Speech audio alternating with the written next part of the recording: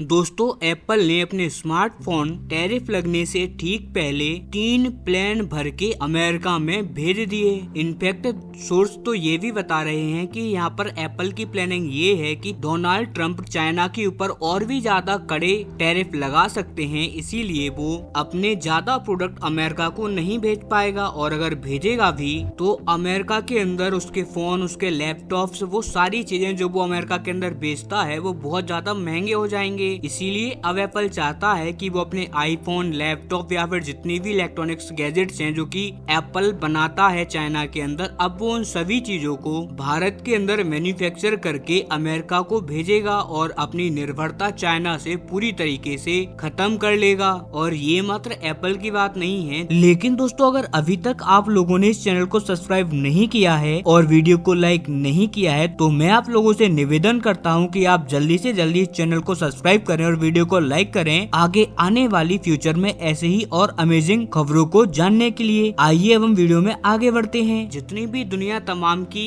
कंपनियां हैं, लगभग सभी कंपनियों में यही खेल चल रहा है। लगभग सभी कंपनियां भारत के अंदर अपनी मैन्युफैक्चरिंग को ही ज्यादा फैला रही हैं। इतना ही नहीं, जो लोग भारत के अंदर मैन्युफैक्चरिंग नहीं करते वो तेजी से भारत के अंदर अपने मैन्युफैक्चरिंग प्लांट सेटअप कर रहे हैं। दरअसल ट्रम्प के राष्ट्रपति बनने से पहले ही बहुत सारी कंपनियों ने अपनी मैन्युफैक्चरिंग चाइना से शिफ्ट करने की रफ्तार बहुत तेज कर दी थी। साथ ही बहुत सारी कंपनियां भारत में शिफ्ट भी हो चुकी थीं और उसी का असर आज ये है कि भारत का एक्सपोर्ट 800 बिलियन डॉलर को भी पार कर गया है। जी हाँ दोस्तों, जो पूरा फाइनेंशियल ईयर है पूरी दुनिया में, दुनिया के बाकी देशों के अंदर, वो स्टार्ट होता है 1 जनवरी से और खत्म होता है 31 दिसंबर को। लेकिन भारत के अंदर ये फाइनेंशियल ईयर स्टार्ट होता है 3 महीनों के बाद। और जो पिछला साल था फाइनेंशियल ईयर का, इसे भारत के अंदर कहते हैं 2024-25 का साल, और ये स्टार्ट हुआ था 1 अप्रैल 2024 को। और उसके जस्ट 12 महीनों के बाद यानी कि 31 मार्च 2025 को अब ये एंड हो चुका है। और इस बीते हुए 12 महीनों के अंदर भारत को जो पूरा एक्सपोर्ट है वो कुल मिलाकर 800 बिलियन डॉलर पर पहुंच चुका है। और ये हमारे इतिहास में पहली बार हो रहा है। हमने अपने पूरे इतिहास में इतना ज्यादा एक्सपोर्ट कभी नहीं किया। और ये कितनी ज्यादा ह्यूमंगस बात है, आप बस इसी बात से अंदाजा लगा लीजिए कि सन 2019 का जो फाइनेंशियल ईयर था उसमें हमारे एक्सपोर्ट 450 बिलियन डॉलर से ही थोड़े से ज्यादा थे। अगर मैं आपको एक एग्जैक्ट अमाउंट बताऊं तो वो था 470 बिलियन डॉलर का। और अब मात्र 5 सालों में ये बढ़कर 800 बिलियन डॉलर पर पहुंच चुका है। यानी कि भारत ने अपना एक्सपोर्ट लिटरली डबल कर लिया है 5 सालों के अंदर। और इसी के साथ जो अंतर हमारा कभी 10 गुना का हुआ करता था, जी हाँ, चीन ने हमसे 10 गुना का एक्सपोर्ट किया था। अब चाइना और भारत के बीच का फासला मुश्किल से 3 से 4 गुना पर रह गया है। जी हाँ दोस्तों, चाइना ने पिछले साल में करीबन 3 ट्रिलियन डॉलर के ही एक्सपोर्ट किए हैं और वहीं भारत ने किए हैं 800 बिलियन के। और आप एक बात और मत भूल जाइए कि चाइना और भारत की जो अर्थव्यवस्था है उसमें करीबन 5 गुना का अंतर है। आज के टाइम पर अगर मैं आपको चाइना की अर्थव्यवस्था बताऊं तो वो करीबन आ जाती है आपकी 18 से 19 ट्रिलियन डॉलर की। और वहीं अगर हम भारत की बात करें तो भारत की अर्थव्यवस्था है 4.3 ट्रिलियन डॉलर की। और यहाँ पर हमारे एक्सपोर्ट में अंतर है मात्र 3 गुना का।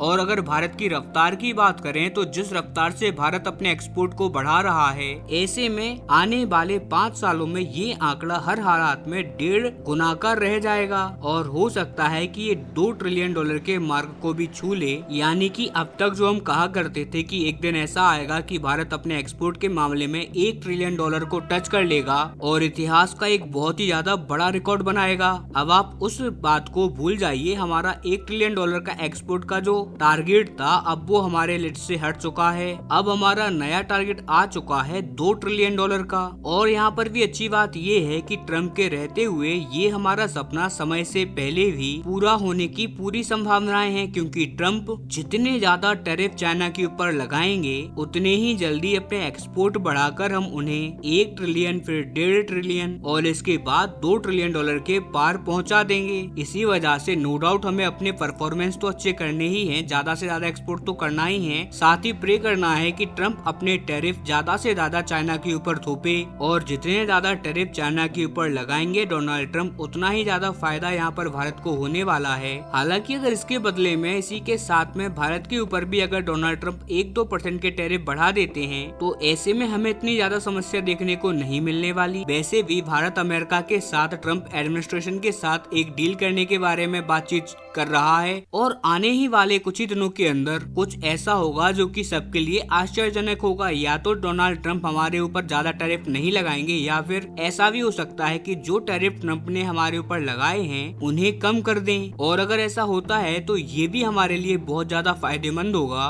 क्योंकि इसका मतलब साफ साफ है कि हम अमेरिकी मार्केट में और भी ज्यादा एक्सपोर्ट कर पाएंगे और दबाकर अपनी इकोनॉमी को ग्रो कर पाएंगे। और इसीलिए आने वाला टाइम भारत के लिए, भारत के फ्यूचर के लिए बहुत अच्छा होने वाला है, और यही भारत की डेस्टिनी है जो कि भारत को भारत के स्वर्णिम भविष्य की तरफ लेके जाएगी।